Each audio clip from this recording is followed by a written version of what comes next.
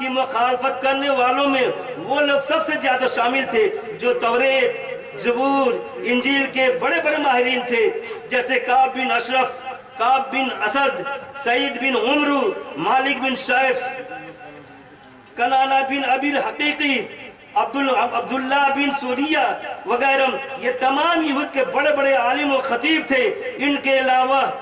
عبد المسیح جو نصارہ میں امیر قوم تھا، اور سید جس کا نام ابہم تھا جو نصارہ کا معتمد اعظم تھا، اور ابو حارثہ بن علقمہ نصارہ کے تمام علماء اور پادریوں کا پیشوا اعظم تھا. اور ایک جماعت حبر الارباب کی تھی جس کا معنی عقل مندوں کے عقل مند ہوتا ہے. اس جماعت میں 12 اشخاص تھے جو حضرت موسیٰ علیہ السلام کے بڑے بھائی حضرت ہارون علیہ السلام کی اولادوں کی اولاد میں سے تھے، جن کے کاندھے پر بیت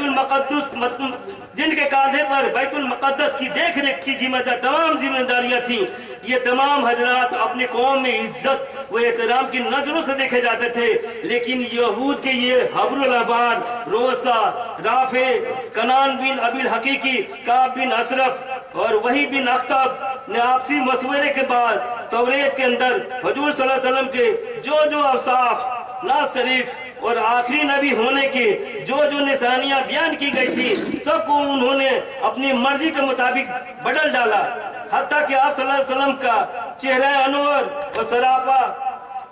کو بھی انہوں نے اپنی مرضی کے مطابق بدل ڈالا اور جھوٹی قسمیں کھانے لگے کہ یہ اللہ کی طرف سے.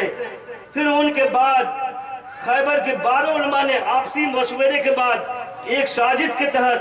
اپنے جوانوں کی ایک جماعت تیار کی اور انہیں حضور صلی اللہ علیہ وسلم کے پاس بھیجا کہ جاؤ صبح میں اسلام قبول کر لینا اور شام میں یہ کہہ کر مرتد ہو جانا کہ ہمارے توریت میں جو آخری نبی صلی اللہ علیہ وسلم کی نشانیاں بیان کی گئی ہیں ان میں سے ہم نے محمد نے کچھ نہیں پایا صلی اللہ علیہ وسلم، تاکہ دوسرے جو نئے مسلمان ہیں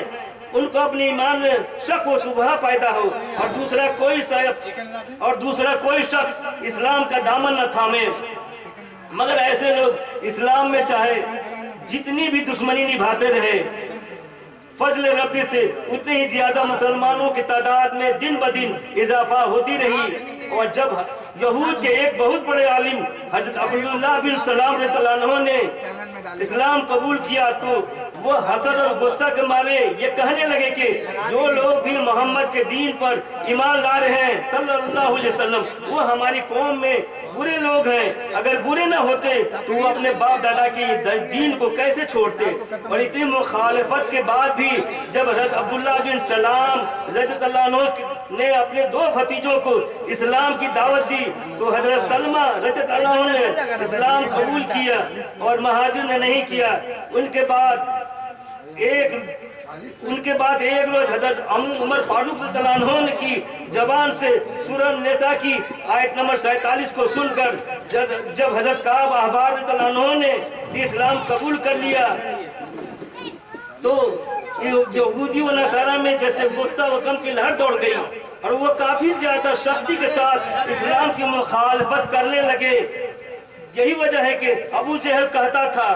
محمد کے دین کے ماننے سے مر جانا بہتر ہے صلی اللہ علیہ وسلم. نجر بن حارث کہتا تھا یا رب اگر دین اسلام تیرے نزدیک حق ہے تو ہم پر آسمان سے پتھر برسا. ولید بن مغیرہ کہتا تھا نبوت اگر حق ہے تو اس کا سب سے زیادہ حقدار میں ہوں کیونکہ عمر اور مال میں محمد سے زیادہ میں ہوں صلی اللہ علیہ وسلم. رافع بن خزیمہ کہتا تھا کہ اے محمد آپ اپنے رب سے کہیے وہ ہم سے بات کرے صلی اللہ علیہ وسلم. عامر بن قیس کہتا تھا محمد اگر سچے ہیں تو ہم لوگ گدھوں سے بھی بدتر ہیں صلی اللہ علیہ وسلم. ابو عامر نے ایک دن عربت بن ربیہ سے کہا کہ محمد کے پاس چلو صلی اللہ علیہ وسلم، میں انہیں اپنی باتوں میں پھنساؤں گا اور تم پیچھے سے انہیں تلوار مار دینا. رافع بن زید اور مالک بن دخشم یہ دونوں جب حضور صلی اللہ علیہ وسلم سے ملتے تھے تو اپنی زبانیں ٹیڑھی کر کے بولتے تھے. اور ان کے علاوہ بھی اور کئی دشمنان اسلام تھے جیسے ابو لہب، سوید بن حارث، حویرث بن حارث، حارث بن حسام، حسام بن عمرو، سعید بن عمرو، شاس بن قیس، مالک بن عوف، عتبہ بن ربیہ، عبداللہ بن امیہ، عبداللہ بن ابی بن سلول، نوفل بن خلید، مقیس بن خبابہ، خقاص بن ماجورہ، اسود بن شریق اور ابو عامر وغیرہ، ان تمام ناموں کا اگر اس دور کے دشمنان اسلام سن لے تو یہی کہیں گے کہ یہ سبھی اسلام کے جہادی ہیں، مگر یہ سبھی اسلام کے جہادی نہیں بلکہ اسلام کے سب سے بڑے اور کٹر دشمن تھے، جن کا آج نام لینے والا بھی کوئی اس دنیا میں نہیں ہے، لیکن جب تک یہ لوگ اس دنیا میں زندہ تھے دوسروں کے جینا مشکل کر دیے تھے۔